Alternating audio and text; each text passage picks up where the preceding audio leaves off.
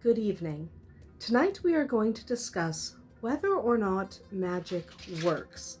And obviously I believe it works for me, or I wouldn't have this channel. I wouldn't come to you once a week and talk about magic in its various forms. So I believe magic works, and so do many, many practitioners around the world. So whether magic works for you or not really depends on whether you believe it works, whether you have the patience to make it work, and whether you have the dedication to stick around and see things through.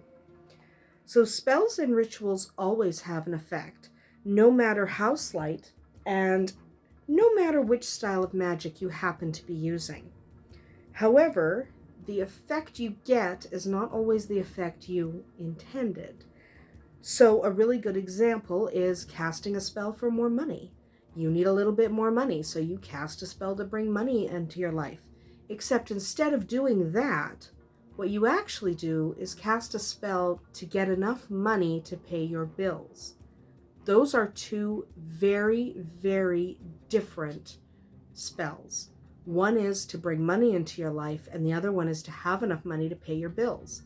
So if you cast the spell to get enough money to pay your bills, and all of a sudden in your mailbox you get all of your bills at once, they're all due and they're immediate and you have to pay them now, and no extra money came into your life, then what actually happened is you always had enough money to pay your bills. So you cast the spell to pay your bills, and so they all came. Okay, you can pay us now. You have the money. You just don't think you do. If you rearrange your finances, you'd be able to pay your bills just fine. So those two different types of spells will have very different outcomes. A spell to bring money into your life is not the same as a spell to have enough money to pay all your bills. Because if you already had enough money to pay your bills, the consequence of that second spell is, okay, here you go, pay them. So intent matters, and you need to watch how you word things. You need to watch and be very aware of what you're asking for, because sometimes you get exactly what you asked for and it wasn't what you wanted. So be careful. So in that example where you had to pay all your bills because you asked for enough money but you already had it, in that particular example, what you intended was not the spell you cast. You cast a specific spell, but you had a different intention. So spells and rituals can have flaws. We're human, we create them, and we have flaws. Therefore, things we create can have flaws. Most of the flaws in a spell or ritual are problems with design, performance, or interference of some type. Usually all three of those things, the flaw in design, the flaw in performance, or any interference, is caused by you. Okay? It's not outside you. You did it. So something happened, something went wrong, and you caused it. A lack of focus, or a lack of belief, a small distraction, or even a poorly worded chant can all have adverse effects on your spells and rituals. So it's entirely possible that you didn't mean to make that mistake. We never mean to make a mistake. You can make a mistake, not realize it, and things go a little haywire, and you're like, why? Why? What happened?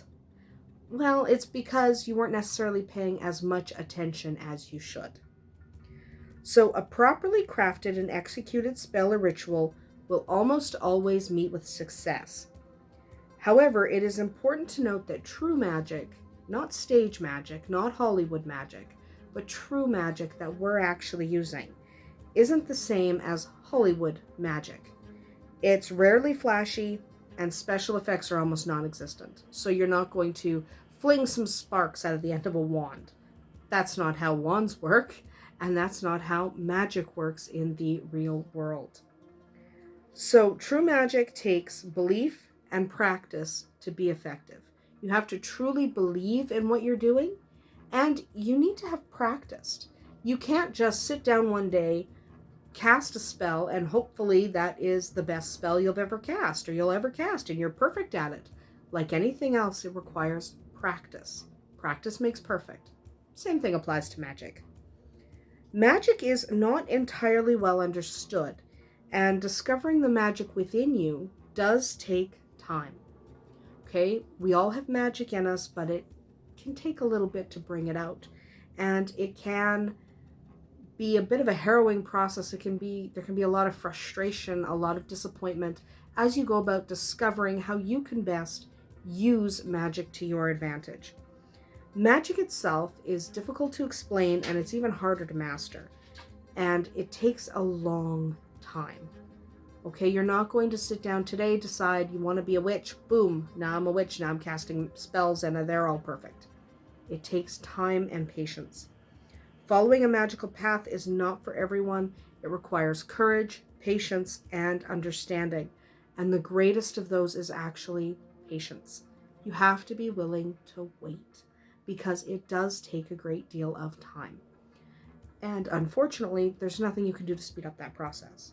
The process is all about discovering who you are, how you can use magic to your advantage, and how you can do it to the best of your ability. And a lot of that can be taught, some of it can't be. So you have to be willing to be patient, calm, and ready to explore magic, and you have to believe in it. If you do not believe in magic, it is not going to have any effect for you, because belief is half of magic. So that is about it for today. I was just looking at how long this video is. I went over 6 minutes again, which was not my intention. Next week, I would like to start talking about the magic within, the conscious mind, the subconscious mind. Start talking about how they can work together. And I'll eventually get to talking about your higher self, which is crucial in the practice of magic. But for now, blessed be.